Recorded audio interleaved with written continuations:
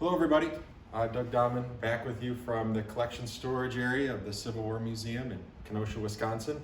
In one of our earlier videos we talked a little bit about Civil War photography, and in my opinion that's one of the reasons why I think people are still so into the study of the American Civil War is that photography was available to the common soldier and they made use of it. They got their images made in their uniforms, just like the first thing anybody does when they get their uniform in a sports team today is go out and get their picture taken so everybody can remember what you look like. The same thing happened a lot of times with these men during the war. The interesting thing oftentimes about Civil War imagery are the soldiers themselves, but sometimes you have to look a little bit deeper into the images to get some of the details, and sometimes the backdrops or what's behind the individual soldier is even a bigger part of the story. We've got two images from our collection here today, and if you look closely, Brenda's panning in on those, you'll notice on both of them, the men are standing in front of the same backdrop.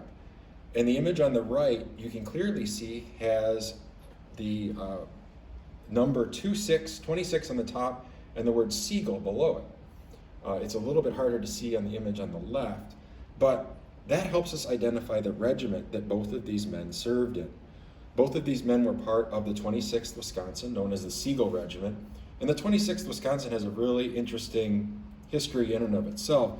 It was raised largely from the German immigrant communities of southeastern Wisconsin, Milwaukee, Racine, Kenosha areas, mostly German speakers, largely either immigrants from Germany or first generation Germans here in southeastern Wisconsin.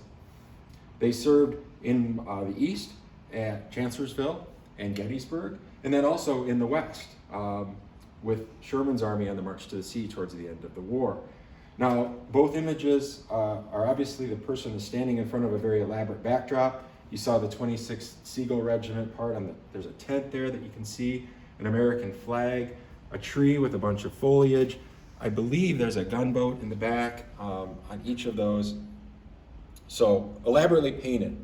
We do know who the soldier on the left is. The one on the right has not been officially identified as of yet, but the soldier on the left is John Held.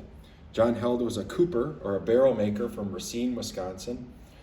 We received the image through a donation from his family.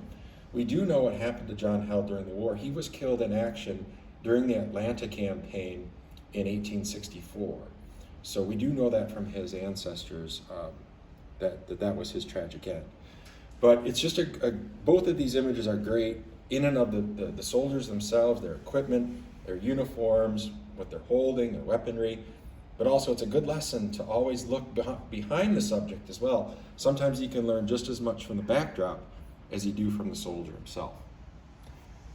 Thanks a lot, and I'm sure we'll see you again for another video real soon.